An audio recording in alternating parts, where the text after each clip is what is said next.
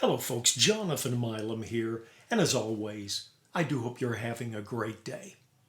I've got a 1963 Olds Super. You could call it a great vintage horn, but to be honest with you, it's just a great horn, vintage or not. Excellent player, and we'll discuss more about its intricacies, but I'm going to start off playing right away with what I'd consider a legit mouthpiece. Excuse me. GR64MX. It's the medium with just a little bit of extra depth to the cup, and can't promise that we're the greatest legit player in the world, can't promise we're the greatest player in the world, but we'll try a legit mouthpiece to try and give you an idea of a good general sound you can have. Then we'll go later on to a little shallower piece towards the end that will give you a commercial sound. We'll also try a couple of deeper mouthpieces to give you an idea about a mellow sound. But for now, just the Olds 60 from 63 and a good GR64MX mouthpiece.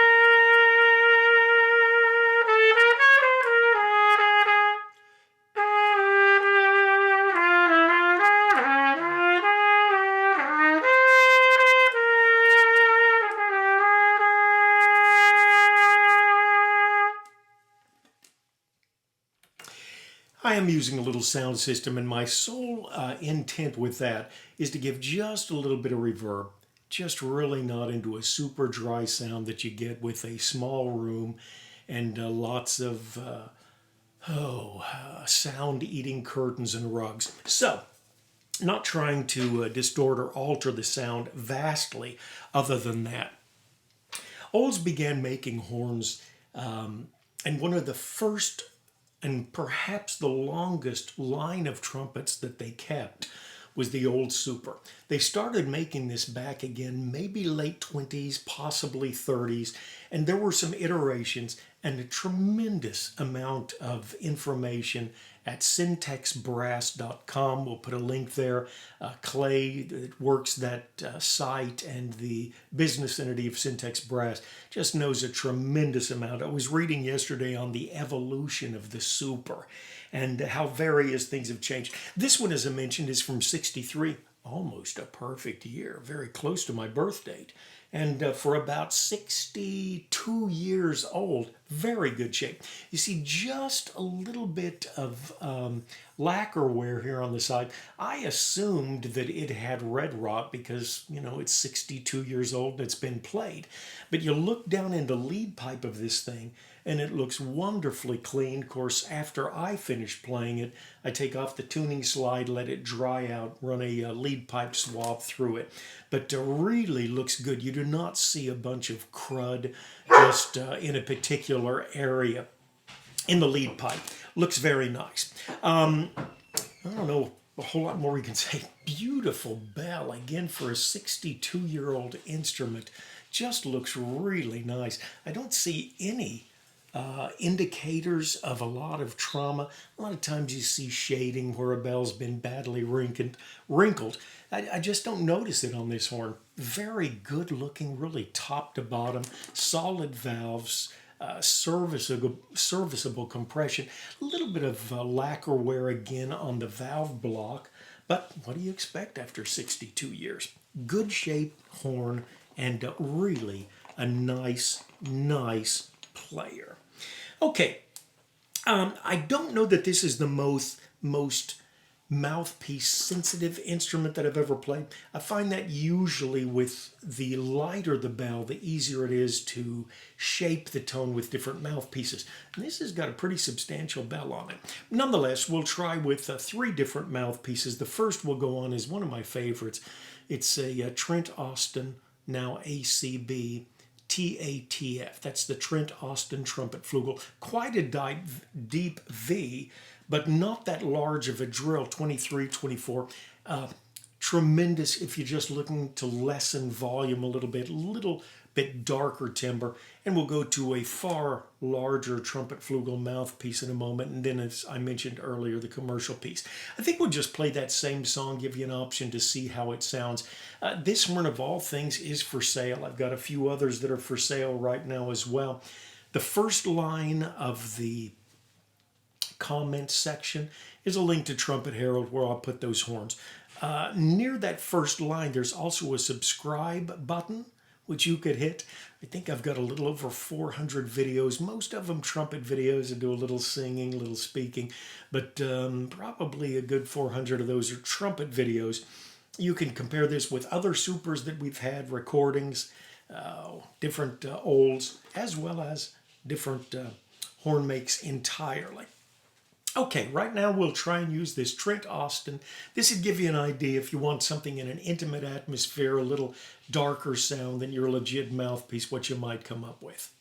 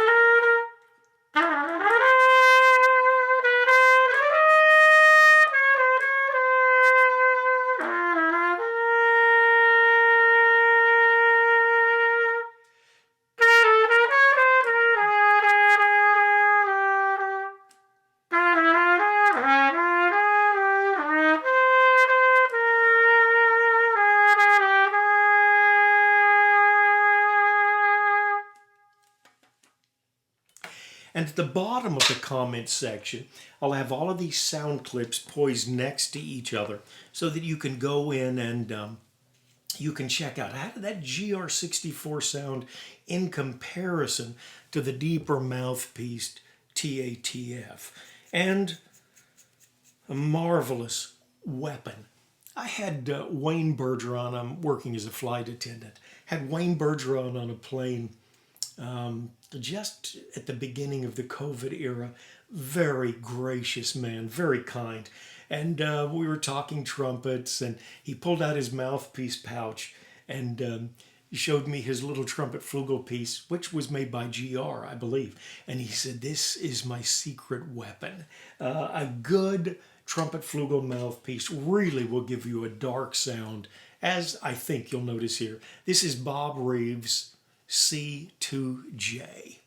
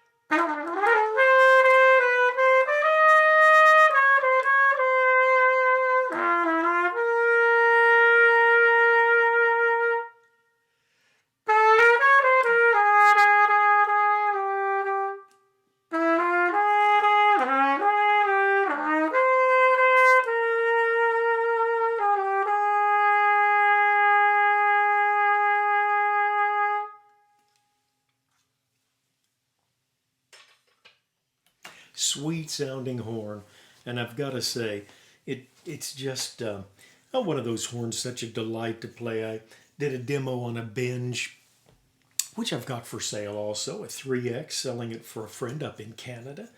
And it's such an easy blow. And it is the same thing with this Olds Super. This is the defining characteristic of the Super, of course, the garland, and just very nice. Okay, now we'll go to more of a lead type mouthpiece, commercial sound at least, and it's the Monette BLM.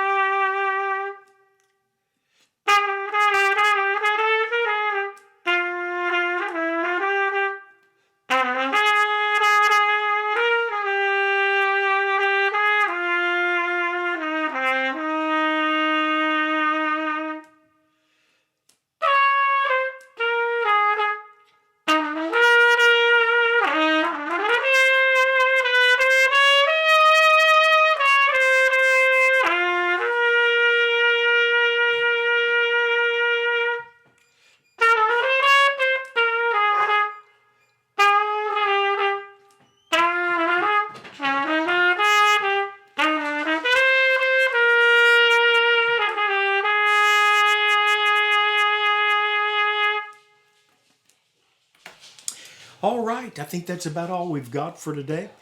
In the upcoming days, I've got a wonderful Adams A1 Gen 1 here, and getting an Adams A4 Lite in. Might be a week or so. But we've got some other horns that we can pull out and try and give you a good comparison on. I've got a Strad here that's got a 72 lightweight bow. Maybe we'll just fiddle with that for a second. A-B back and forth between the Old Super and this very nice Bach Stradivarius 72 lightweight bow. And we'll go back to the GR64 MX mouthpiece.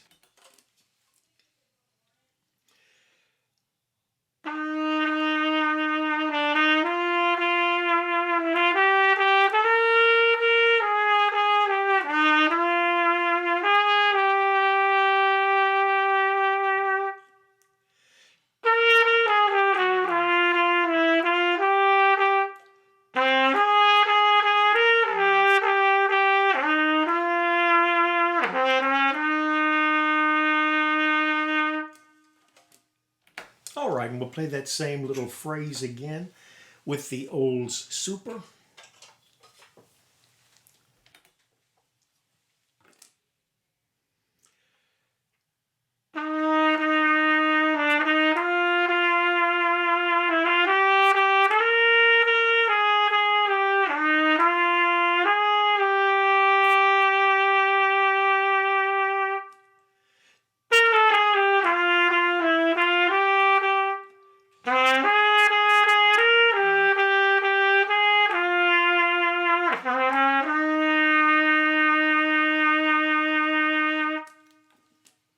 Hope that gives you an idea. As always, a pleasure spending time with you. Love the comments section down below. I believe I'm pushing close to 6,000 followers. Enjoy the comments that stream in. Just been a pleasure. Spoke to people in the Middle East, France, Singapore, Australia, and just nice to touch base with people with a common denominator of a love for fine brass. As always, do take care of yourself and someone near you.